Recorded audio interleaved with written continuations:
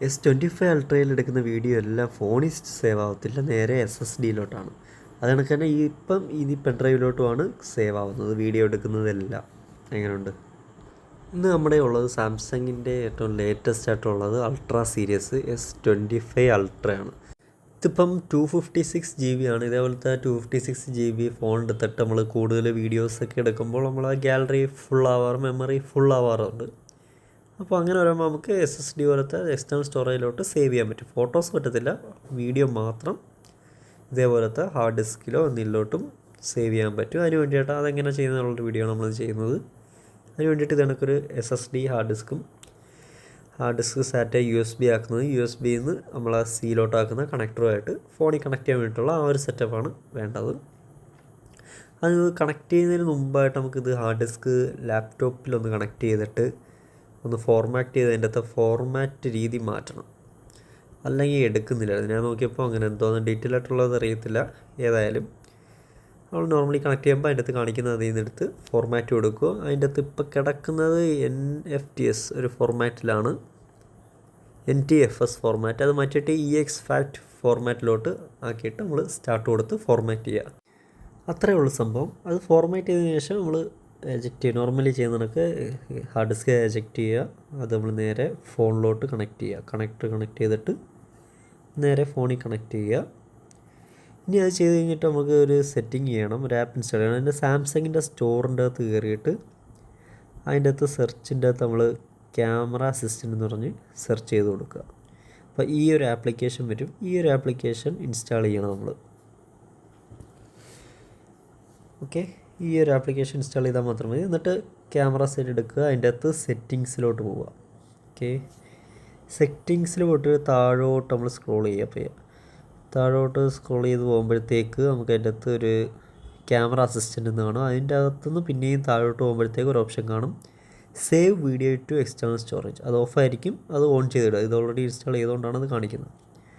ഇത്രയും ചെയ്താൽ മാത്രം മതി. ഇത്രയും ചെയ്ത് കഴിഞ്ഞിട്ട് നമ്മൾ എപ്പം ഈ ഹാർഡ് ഡിസ്ക് അല്ലെ നല്ല സ്പീഡുള്ള USB ഡ്രൈവ് ഏതെങ്കിലും ഇതിൻ്റെ അകത്ത് കണക്ട് ചെയ്തിട്ട് വീഡിയോ എടുക്കുന്നു, എല്ലാം ഫോണിലോട്ട് സേവ് ആവത്തില്ല. എല്ലാം നമ്മൾ എക്സ്റ്റേണൽ USB ഏതാണോ കൊടുത്തേക്കുന്നത് അതിൻ്റെ തൊട്ടേ സേവ് ആവത്തുള്ളൂ. നമ്മൾ ഗാലറി എടുത്താലും അതിൻ്റെ അകത്ത് വരത്തില്ല, നമ്മളല്ലാതെ അതിൻ്റെ അകത്ത് പോയി എടുത്താൽ കാണും. ഇതിപ്പോൾ നമ്മൾ അതിനകത്തൊരു വീഡിയോ കണക്ട് ചെയ്തിട്ടൊരു വീഡിയോ എടുക്കുകയാണ്, ജസ്റ്റ് ഡെമോ കാണിക്കാൻ വേണ്ടി. അതെടുത്ത് കഴിഞ്ഞിട്ട് നേരെ നമ്മൾ ഗാലറി പോയി അതിൻ്റെ അകത്ത് വരത്തില്ല. ഇത് നമ്മളതിന് മുമ്പ് എടുത്തൊരു വീഡിയോ ആണ്. അതിന് നമ്മൾ കിട്ടുന്നതെന്ന് വെച്ചാൽ മൈ ഫയൽ എടുക്കുക, അതിൻ്റെ അകത്ത് USB സ്റ്റോറേജ് എടുക്കുക, അതിൻ്റെ അകത്ത് DCIM സെലക്ട് ചെയ്യുക, ക്യാമറ അതിൻ്റെ അകത്ത് വന്ന് കിടക്കും. ഇതാണ് നമ്മൾ നേരത്തെ എടുത്ത വീഡിയോ. അതൊരു പ്ലെയറിൽ ഓപ്പൺ ചെയ്യുമ്പോൾ അതിൻ്റെ അകത്ത് നമുക്ക് കാണാം. ചില സമയം ഒരു ലാഗ് കണക്കൊരിത് വരും. അപ്പോൾ ജസ്റ്റ് ഒന്ന് ബാക്ക് കൊടുത്തിട്ട് ഒന്നും എടുക്കുമ്പം അത് പിന്നല്ല ഒരു ലാഗും ഇല്ലാതെ വരുന്നുണ്ട്. എന്തുവാണെന്നറിയാൻ വയ്യ, ചിലപ്പം ആ ഹാർഡ് ഡിസ്ക് സ്ലോ എന്തെങ്കിലും ആവാം. എനിവേ ഏതായാലും ഒരു കുഴപ്പമില്ല. ഒരു SSD മിനിമം യൂസ് ചെയ്യുന്നതാണ് ഏറ്റവും നല്ലത്. അല്ലാത്ത ചെറിയ പോർട്ടബിൾ ടൈപ്പ് വളരെ ചെറിയ SSD ഒക്കെ അവൈലബിൾ ആണ്. ലെക്സാർ എന്ന് പറഞ്ഞ കമ്പനിയുടെയൊക്കെ.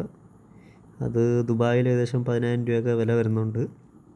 ഇവിടെ 20 രൂപ ആ റേഞ്ചാണ് റേറ്റ് വരുന്നത്. 1 TBയുടെ പ്രൈസാണ് ഞാൻ പറഞ്ഞത്, ഏകദേശം ആ ഒരു റേറ്റ് വരുന്നത്. ഇവിടെ നല്ല റേറ്റുണ്ട്. ഇനി നമുക്ക് 8Kയിൽ ഷൂട്ട് ചെയ്ത് നോക്കാം. 8K 30 FPS ഇപ്പം വീഡിയോ ഇതെടുക്കുന്നത്.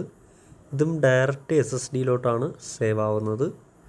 ജസ്റ്റ് ഒരു ഷോട്ട് എടുത്ത് നമ്മൾ നേരെ അതിൻ്റെ തന്നെ ഗാലറി, സൈഡിലുള്ള ഗാലറി അല്ലാതെ എടുക്കുമ്പോഴത്തേക്ക് റീസെൻറ്റ് വീഡിയോ എടുക്കുമ്പോൾ അതിൻ്റെ നമുക്ക് കാണാൻ പറ്റും.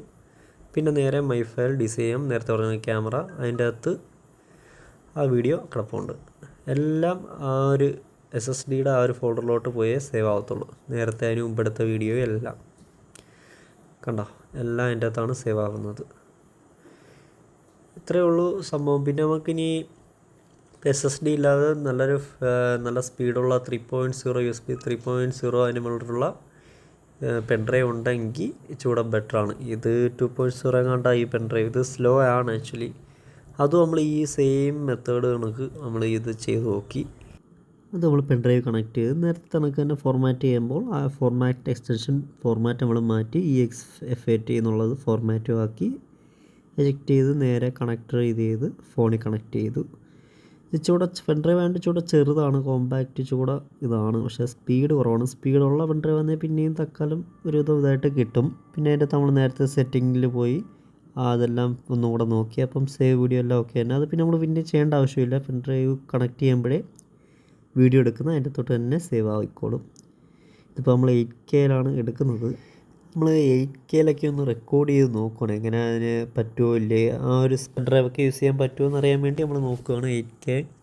പിന്നെ നമ്മൾ 4Kയിലോട്ട് സ്വിച്ച് ചെയ്തു, 4K 60 FPS. അപ്പം എല്ലാം ആവുന്നുണ്ട്, റെക്കോർഡിങ്ങൊക്കെ ആവുന്നുണ്ട്. ഹാങ് ആയിപ്പോയി, പക്ഷേ കുറച്ച് കഴിയുമ്പോഴത്തേക്ക് ആപ്ലിക്കേഷനെ ഹാങ് ആയിപ്പോയി ക്യാമറ. നമ്മൾ USB എടുത്ത് നോക്കണം അതിൻ്റെ അകത്ത് സേവ് ആയിട്ടുണ്ടോ. സംഭവം സേവും ആയിട്ടില്ല. അപ്പോൾ ഇങ്ങനെയുള്ള നമ്മൾ പെൻഡ്രൈവ് യൂസ് ചെയ്യുമ്പോഴത്തേക്ക് നമുക്ക് ഇമ്പോർട്ടൻ്റ് ആയിട്ടുള്ളതൊക്കെ ഷൂട്ട് ചെയ്യുമ്പോഴത്തേക്ക് കിട്ടാതെ വരാൻ ചാൻസ് കൂടുതലാണ്, കാരണം ഇത് സ്ലോ ആയതുകൊണ്ട്. നമ്മളൊന്നും കൂടെയും ട്രൈ ചെയ്ത് നോക്കി, ഒന്നും കൂടെയും ജസ്റ്റ് ചുമ്മാ ഒന്ന് എടുത്ത് നോക്കണമല്ലോ. അങ്ങനെ എടുത്ത് നോക്കിയപ്പോൾ അവർ വാണിംഗ് കാണിച്ച് റെക്കോർഡിങ് സ്റ്റോപ്പായി, കാരണം USB സ്ലോ ആണെന്നുള്ളൊരു നോട്ടിഫിക്കേഷൻ കാണിച്ച്. അതങ്ങ് അപ്പോഴേ വീഡിയോ എടുത്തത് സ്റ്റോപ്പായി, ആപ്ലിക്കേഷനും ഹാങ് ആയി ക്യാമറ. എന്നിട്ട് ആ സേവ് ആവുന്നത് ഇപ്പോൾ സേവ് ആയത് സൈഡിൽ കാണിച്ചിട്ടുണ്ട, അത്രയും ഡിലേ വരുന്നുണ്ട്. അത് സ്റ്റോറേജ് സ്ലോ ആയതുകൊണ്ടാണ്. അത് നമ്മൾ പെൻഡ്രൈവ് എടുത്ത് നോക്കിയപ്പോൾ അതിനകത്ത് സേവ് ആയിട്ടുണ്ട്, പക്ഷേ ആ ഒരു നോട്ടിഫിക്കേഷൻ കാണിച്ച പേരാണ് അത് സേവ് ആയത്. അപ്പോൾ ഏത് നിമിഷവും നമ്മൾ എടുക്കുമ്പോൾ അത് കട്ടാവാൻ ചാൻസ് ഉണ്ട്. അപ്പോഴത്തേക്ക് ഈ ഒരു ടൈപ്പ് പെൻഡ്രൈവ് യൂസ് ചെയ്യാതെ സ്പീഡുള്ള ഏതെങ്കിലും USB ഡ്രൈവ് യൂസ് ചെയ്ത് എടുക്കുന്ന ഫുട്ടേജ് ഒന്നും മിസ്സാവാതെ നമുക്ക് SSDയിൽ സേവ് ആവും. പിന്നെ നമുക്ക് ചെറിയ SSD, ഇത്രയുള്ള കുഞ്ഞ് SSD ഒക്കെ മേടിക്കാൻ കിട്ടും. ലെക്സാർ എന്ന് പറഞ്ഞ ബ്രാൻഡിൻ്റെ. ദുബായിലൊക്കെ 1 TB 10,000 രൂപ റേഞ്ചൊക്കെ വരുന്നുണ്ട്. അപ്പോഴത്തേക്ക് ഇച്ചിരി കോമ്പാക്റ്റ് ആവും. ഒരുപാട് ഷൂട്ടേജ് വ്ളോഗിങ് ഒക്കെ ചെയ്യുന്നവർക്ക് ബെസ്റ്റ് ഒരു ഓപ്ഷനാണ്. അപ്പം ഇന്നത്തെ വീഡിയോ ഇഷ്ടപ്പെട്ടെങ്കിൽ സബ്സ്ക്രൈബ് ചെയ്യാം.